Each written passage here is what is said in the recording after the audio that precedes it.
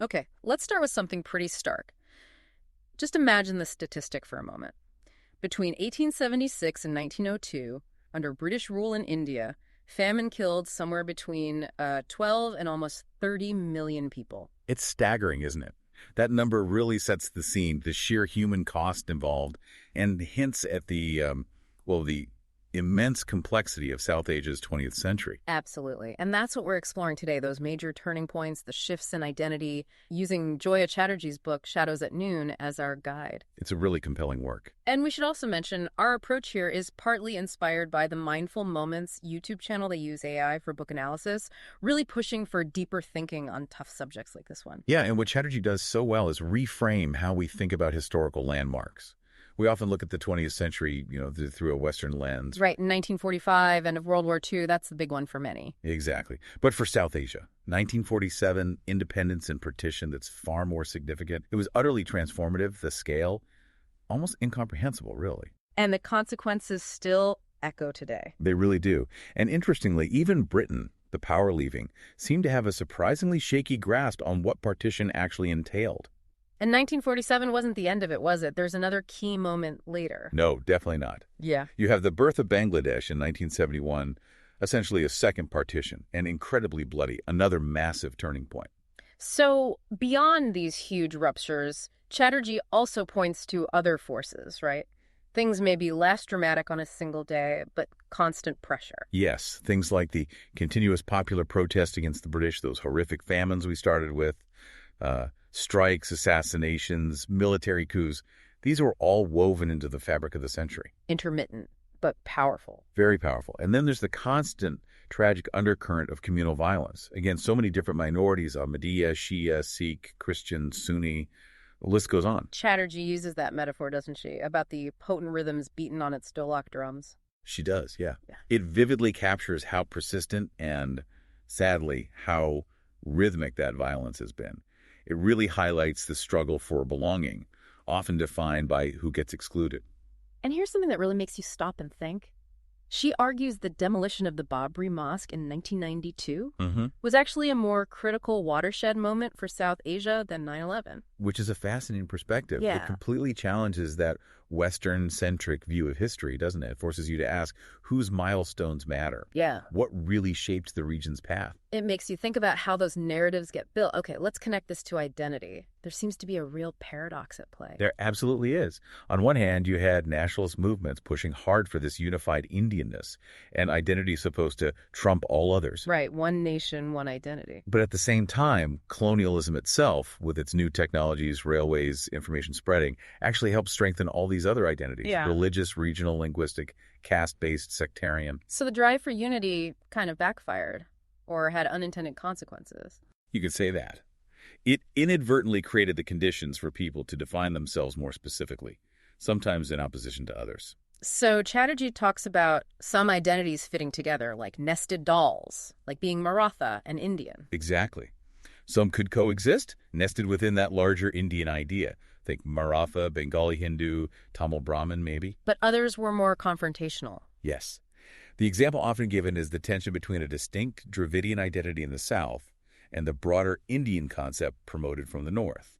Those could feel mutually exclusive to some. And where do Indian Muslims fit into this? That's crucial. The emergence of this umbrella identity, Indian Muslims, was really significant. It's a large, diverse group basically saying, look, we're too big, too varied to just be a little identity. They were asserting their place. Precisely. Arguing they weren't just a subgroup, but a major community needing recognition in this new political landscape that was forming. It begs the question, though, why did so many Indians feel alienated from the British Raj? On the surface, it might have seemed, orderly, stable. Well, stability for whom?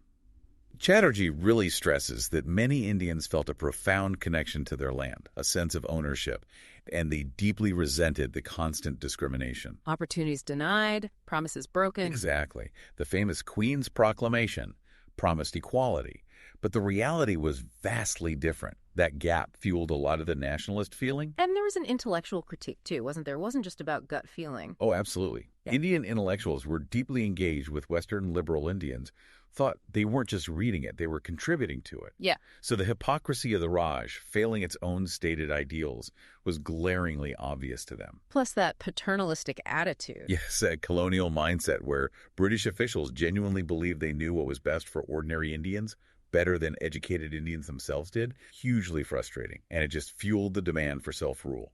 And then the economics. That must have been a massive factor, the drain of wealth there. A huge factor. People like Dadapaya Naoroji, Dutt, Joshi, Iyer, they powerfully articulated how India's resources were systematically flowing out to Britain. Through things like the home charges. Can you remind us what those were? Sure. Essentially, home charges were what India had to pay for the privilege of being ruled by Britain. It covered salaries and pensions for British officials working in India and back in the UK, plus the costs of running the India office in London. An imperial levy, basically. So when independence finally came? Understandably, there were huge expectations about reversing that drain, about economic self-sufficiency for India, Pakistan, and Bangladesh. But Chatterji calls this the paradox at the heart of economic nationalism. What do you mean? Meaning the immense challenge of actually building prosperous, independent economies after decades, centuries sometimes, of colonial extraction. It wasn't an easy switch to flip. It's clear the independence movement itself wasn't monolithic either. There were deep divisions. Absolutely. Yeah. The split between the so-called moderates and extremists within the Congress Party, which famously boiled over into violence at Surat, shows that clearly. No single ideology. Tell us more about the extremists, or the New Party. Well, led by figures like Tilak, this group represented a more culturally assertive mood, especially among Hindus in Western India, Bengal, Punjab. They are pushing back harder against British rule. And pushing back against cultural influence, too, the revivalist voices. Yes, very much so. They actively challenged the often negative ways Hinduism was portrayed by British officials and Christian missionaries. It was about reclaiming and reasserting the value of indigenous traditions. But this sometimes clashed with social reform, didn't it? Like Tilak's stance on child marriage. That's a stark example, yes. Tilak strongly opposed raising the age of consent for Hindu girls. It shows the complex tensions for some nationalists. Defending cultural traditions, even conservative ones, was paramount, putting them at odds with social reformers within the same movement. Okay, let's shift focus to probably the most famous figure, Gandhi. His methods were forged in South Africa, right? They were, yes. His experiences facing discrimination against Indians, or Asiatics as they were called in Natal, were absolutely foundational. That's where he developed his techniques of passive resistance. Though initially he believed in the British Empire. He did, surprisingly perhaps. Yeah.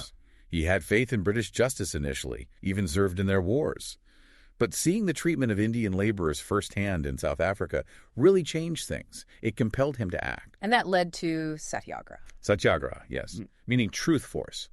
It was his unique approach, resisting oppression nonviolently, insisting on truth, aiming to convert the opponent through moral strength, not physical force, refusing to retaliate against brutality. It sounds almost spiritual. It had deep spiritual dimensions for him, absolutely. And it's fascinating, as Chatterji points out, Gandhi wasn't really a nationalist in the conventional sense.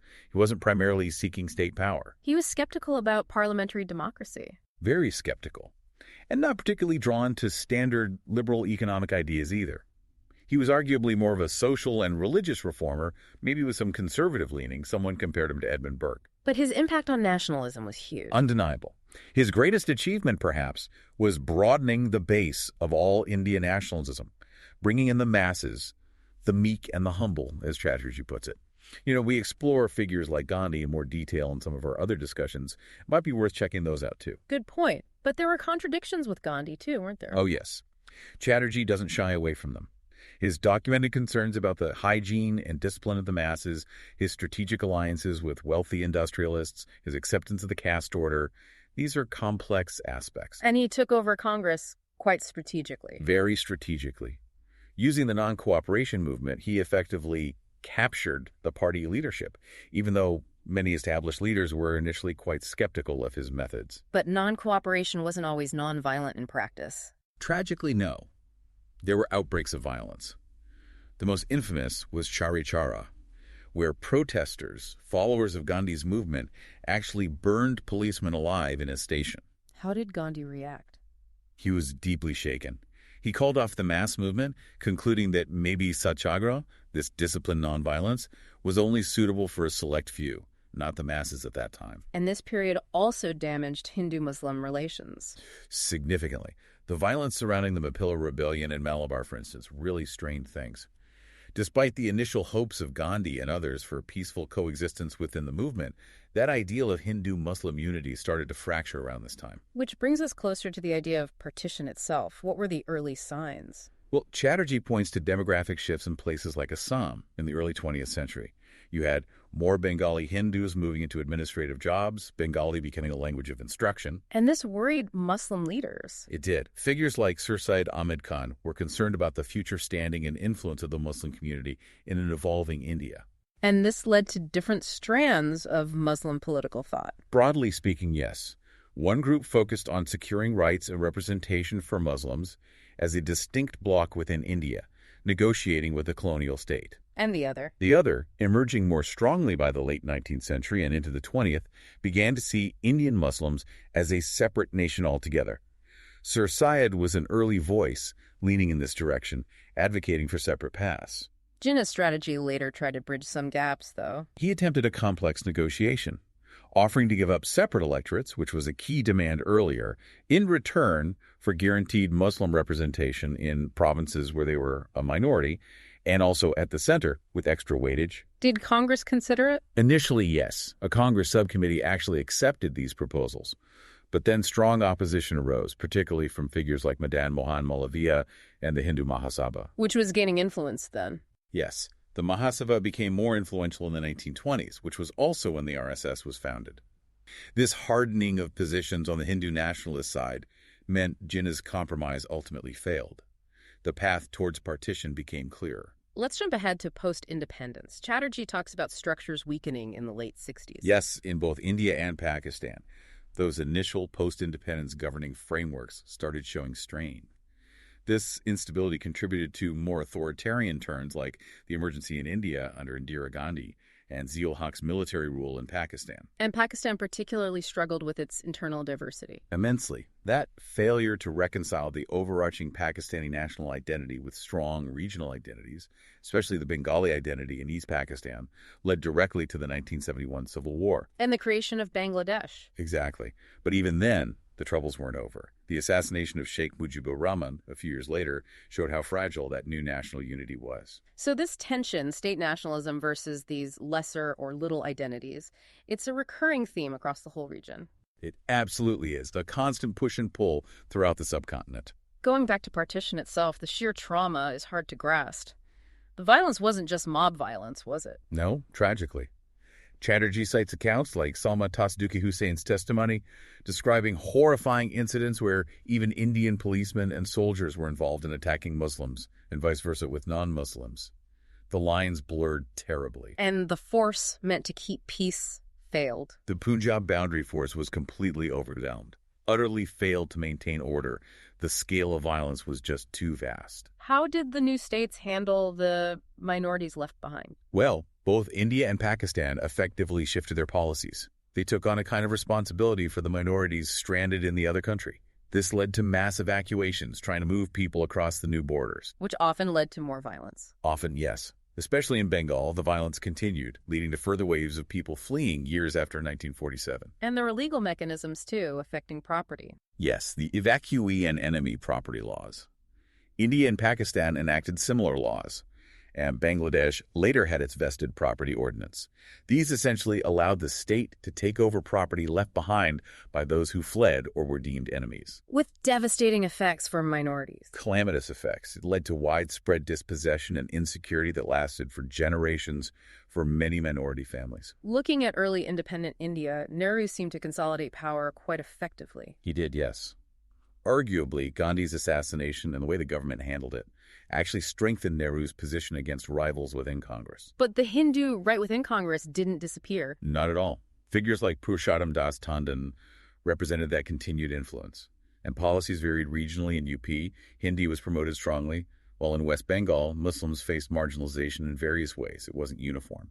What about early Pakistan? What were the internal struggles there? Big struggles, mainly between religious traditionalists or fundamentalists who wanted an Islamic state based strictly on Sharia, and those often termed secularists. Those secularists might be misleading. Often, yes. Many weren't anti-religion. They were devout Muslims, but wanted a modern state structure, not necessarily a theocracy run by clerics. Maududi, initially critical of the Muslim League, became a major voice demanding a strict Islamic state. Who provided leadership in those early difficult years for Pakistan? Liaquat Ali Khan was decisive. His refusal to devalue the rupee against India, managing provincial factions, crucially focusing on building a functioning army, including recruiting Bengalis, importantly, and appointing Ayub Khan as commander. But his assassination created a vacuum? A huge one. It led to years of political instability, which paved the way for the army, under General Ayub Khan, to take over in 1958. And Ayub Khan centralized power. He did. He merged the provinces of West Pakistan into one unit, partly to counter the numerical majority of East Pakistan and consolidate power in the West. Language was another huge flashpoint, wasn't it? Trying to create linguistic states didn't really solve the underlying tensions. Not really, no. Whether governments conceded linguistic provinces or denied them, it often fueled more activism and nativism. Like the Shiva Sena in Bombay. Exactly. Making nativist claims against migrants. You also had the anti-Urdu sentiment in Dhaka, a key part of the Bengali language movement, leading eventually to Bangladesh. And in Punjab. The Punjab Suba movement, demanding a Punjabi-speaking state, led to the creation of Haryana and a smaller Punjab. Later, this morphed into the Sikh separatist movement for Khalistan, which was suppressed violently. Very violently under Indira Gandhi. And we shouldn't forget the anti-Hindi protests in South Hindi going back to the late 1930s, with the Vidya Mandir controversy in compulsory Hindi in Madras schools, leading to the first language martyrs. Language was incredibly potent. Chatterji suggests something interesting happened after 1947 in terms of how leaders viewed their people. Yes, a kind of shift. In both India and Pakistan, she argues, leaders started seeing citizens less as partners in nation-building and more as, well, unruly populations needing control. Political debate was often discouraged for the sake of national unity. And this linked to how history was treated. Definitely. There was immense pressure to forget the shared past, the pre-partition history, to create these distinct, separate national identities. You end up with these neat, seamless national narratives that cover up all the cracks and complexities. She gives that striking example of the Pakistani scholar. Right. A scholar who was apparently unaware that Bengal had been partitioned, let alone unaware of the details of the 1947 partition itself. It shows how effective this nation-building amnesia could be, especially among elites. And things like Pakistan studies in schools played a role. They were a key tool, yes. Presenting a very selective version of history, tailored to forge that specific national identity, often omitting or downplaying inconvenient parts of the past. Wow. It really underscores just how tangled and, well, intentionally shaped the history of 20th century South Asia is. It's incredibly intricate, deeply intertwined, and as Chatterji goes, constantly being contested and remade. So, a lot to think about. Remember to subscribe to stay informed on explorations like this. Please share it with others who might find it interesting. And if you want to go deeper, do consider getting Joya Chatterji's Shadows at Noon. There should be a link available. Absolutely. Yeah. And above all, keep thinking critically about these powerful forces, history, identity, nationalism, that continue to shape our world. Maybe leave you with this thought. Yeah. How does that selective remembering, and maybe more importantly, the selective forgetting of history, still impact relationships and identities across South Asia today?